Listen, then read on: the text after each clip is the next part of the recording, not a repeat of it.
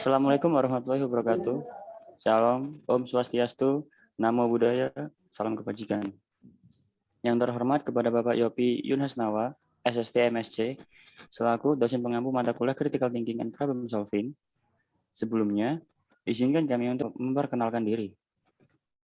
Yang pertama, yaitu saya sendiri, Andika Nurwibowo. Yang kedua adalah saya, Hakan Mudia. Yang ketiga saya, Rizka Jita Dinda. Dan yang keempat saya, Yasmin Nafisa Andani. Baik, yang kelima saya sendiri yaitu Yudhana Rahmawati. Baik, untuk selanjutnya, pada hari ini, kami akan mempresentasikan hasil diskusi kami mengenai proyek ujian akhir semester pada mata kuliah ini tentang proyek dalam menyelesaikan masalah di sekitar Anda. Sebelum masuk ke pembahasan, di sini saya akan memaparkan materi yang akan kami sampaikan. Yang pertama, kami memaparkan ide-ide dari masing-masing anggota kelompok. Yang kedua, memaparkan kesepakatan ide yang akan dijadikan sebagai tema dalam proyek kelompok kami. Yang ketiga, memaparkan poin-poin pertimbangan dalam memilih suatu ide untuk dijadikan proyek pada kelompok kami. Dan yang terakhir, memaparkan langkah-langkah konkret untuk menyukseskan proyek kelompok kami. Baik, selanjutnya kami sampaikan ide dari masing-masing anggota kelompok. Yang pertama yaitu dari saya sendiri.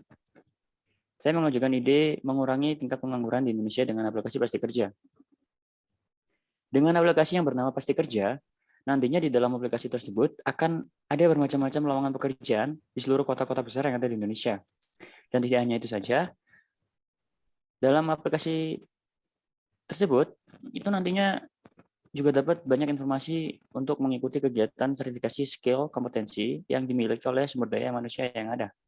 Hal tersebut dapat meningkatkan kualitas sumber daya manusia yang ada di Indonesia. Baik, untuk ide selanjutnya akan disampaikan oleh rekan saya, Akan Alif Pramudia. Untuk ide saya adalah membantu orang dengan membuat aplikasi untuk berdonasi. Tujuannya untuk membuat aplikasi ini adalah untuk berdonasi kepada orang yang kurang mampu ataupun orang yang terkena bencana untuk membantu mereka yang kurang mampu dan terkena bencana agar dapat melangsungkan kehidupannya. Untuk ide selanjutnya akan dibacakan oleh rekan saya, Rizka Juwita. Ide saya adalah untuk membantu anak-anak telantar bisa mendapat pendidikan dan pekerjaan yang layak dengan menggunakan program BUSA atau Bus Sekolah Serba Bisa yang menyediakan buku-buku untuk belajar dan terdapat guru untuk berkonsultasi tentang masa depan yang cerah untuk anak-anak tersebut. Ide berikutnya akan disampaikan oleh Yasmin. Saya, Yasmin Nafisa Andani, mengajukan ide untuk membuat mesin pemilah sampah berdasarkan kategorinya. Saya ingin membuat alat atau mesin untuk memilah sampah berdasarkan kategorinya agar bisa memudahkan manusia dalam membuang sampah dan masyarakat tidak asal saat membuang sampah, sehingga sampah-sampah tersebut akan lebih mudah untuk diolah kembali atau didaur ulang. Selanjutnya ada ide dari Yudhana Rahmawati.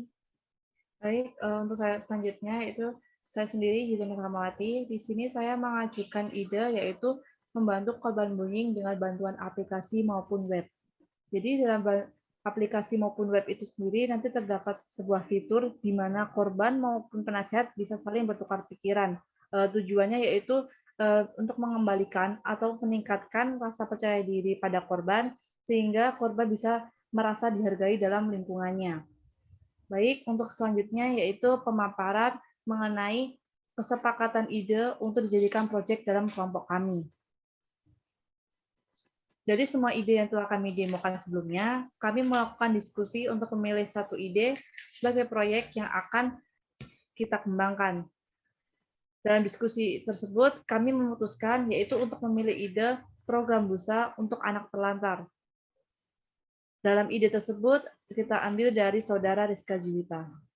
Baik, untuk selanjutnya yaitu pemaparan poin-poin pertimbangan yang akan kita jadikan dalam proyek kami.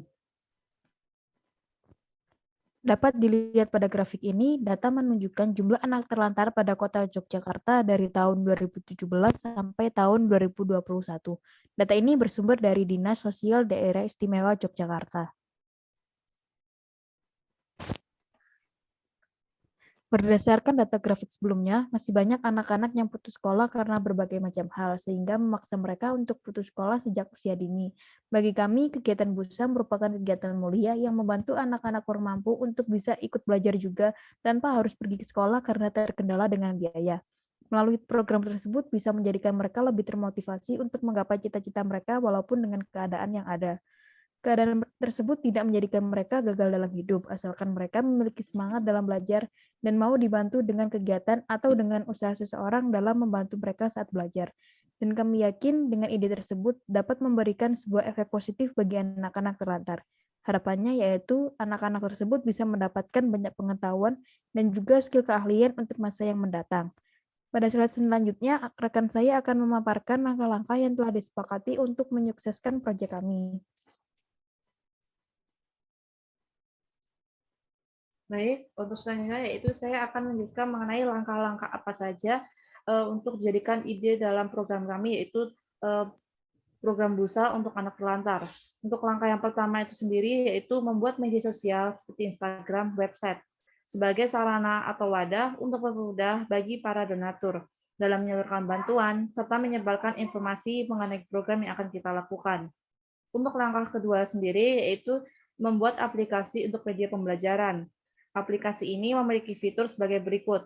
Yang pertama yaitu fitur video pembelajaran. Pada fitur ini terdapat banyak materi-materi pembelajaran yang di mana penyampaian materi tersebut melalui video. Untuk fitur yang kedua yaitu mini games. Fitur ini bertujuan untuk membuat para anak-anak tidak bosan saat mengikuti pembelajaran. Untuk yang ketiga yaitu fitur pengembangan skill. Pada fitur pengembangan skill ini bertujuan untuk menarik dan melatih skill ataupun bakat yang dimiliki oleh anak-anak tersebut. Untuk langkah selanjutnya akan disampaikan oleh rekan saya, Hakan Ali. Baik, untuk langkah yang ketiga adalah menyiapkan sarana dan prasarana yang dibutuhkan seperti buku, alat tulis, alat smart TV, meja, dan lain-lain. Untuk langkah keempat adalah melakukan kerjasama dengan pemerintah untuk mendapatkan data di daerah mana saja yang banyak terdapat anak-anak terlantar. Untuk langkah selanjutnya akan dibacakan oleh rekan saya, Rizka Juwita. Baik, langkah kelima, melakukan observasi untuk mengetahui daerah mana saja yang banyak terdapat anak-anak terlantar, serta tempat untuk kami melaksanakan sosialisasi dan pembelajaran. Selanjutnya, langkah keenam, kita akan melakukan pendekatan kepada warga sekitar, terutama anak-anak terlantar, agar mereka mengerti akan pentingnya pendidikan. Untuk langkah selanjutnya akan disampaikan oleh Saudara Andika. Baik, terima kasih Saudara Rizka Juwita.